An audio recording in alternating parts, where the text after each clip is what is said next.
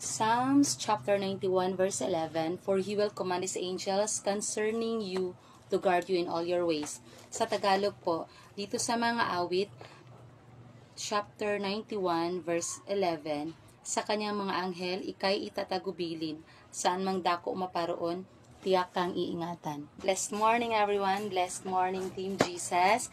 Ngayon po ay araw ng Lunes, October 7, 2025.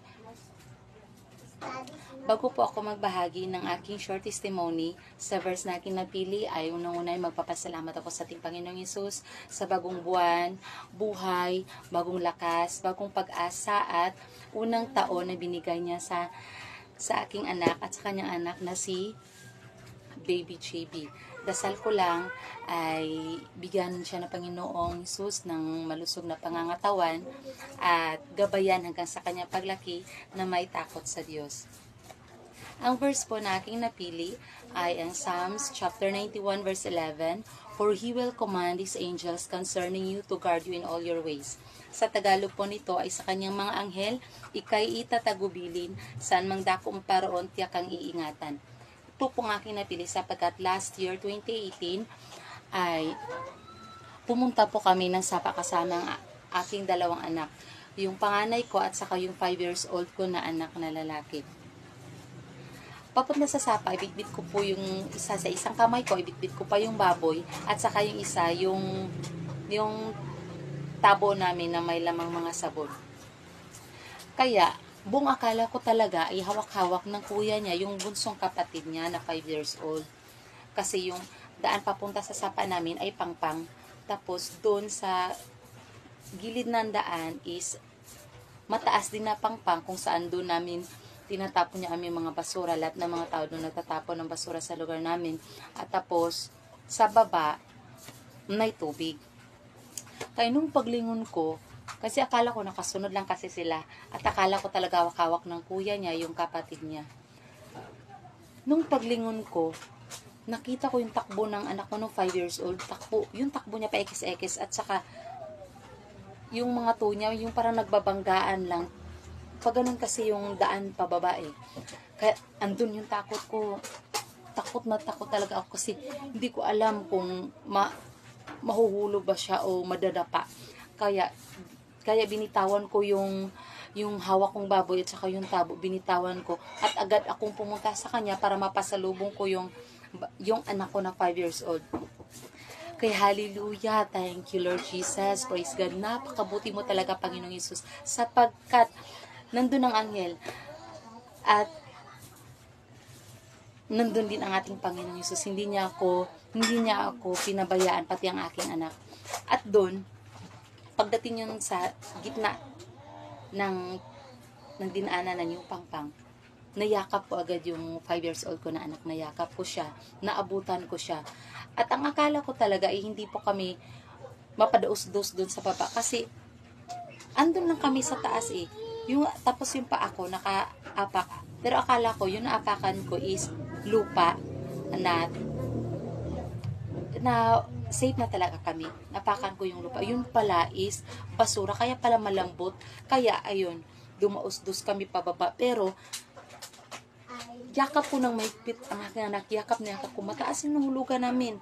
Papunta kaming Sapa. Tapos dun sa baba ng Sapa ay may malaking bato. Yung sinasabi nilang butig. May malaking bato doon.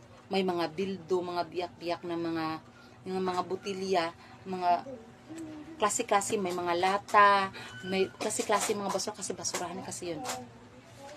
Thank you Father God, hallelujah, praise God. Dahil ang aking 5 years old na anak, kahit konti ay walang sugat. Kalain mo yung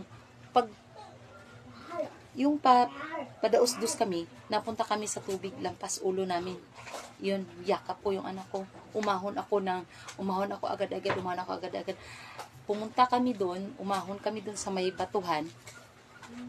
Andun, nawawala talaga ako sa aking isip. Agad tumulong aking luha. Hindi ko na malaya na may sugat na pala. May mga sugat-sugat ako dito sa likod. Napaiyak talaga ako. Hindi ko kasi mapigilan.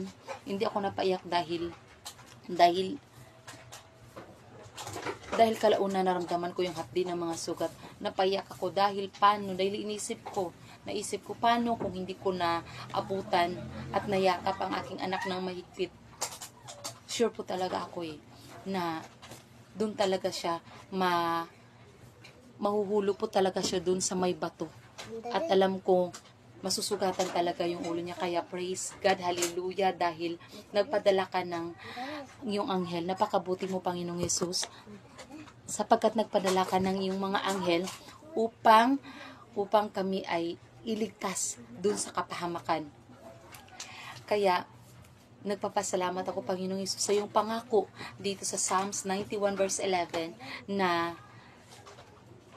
may pinadala kang mga anghel upang ang lahat ng mga nininiwala sa iyo ay iyong gabayan at iyong iingatan. Kaya sa mga nakakakita ng aking testimony ngayon, ay gusto ko lang ibahagi sa inyo ang pangakong ito ng Diyos na dapat tayo ay maniwala sa ating Panginoong Hesus, sapagkat sa Bisaya pa, ang Diyos ang atong tigpanalipod. Siya ang ating tagapagligtas, kasama ng kanyang mga anghel na kanyang pinadala dito sa atin upang tayo ay gabayan. Kaya wala po tayong ibang gagawin kundi ang tatagan ng ating pananampalataya, maniwala at panghawakan ang pangako ng ating Diyos at ang kanyang mga salita, sapagkat totoo ang anghel. Totoo ang anghel na kanyang pinadala sa atin upang tayo ay gabayan sa araw-araw saan man tayo naroroon.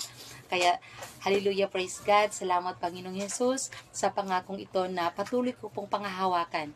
At ito lang po ang aking maibabahagi, mga kapatid, mga ka-Team Jesus. God bless us all and Jesus loves us. Bye-bye.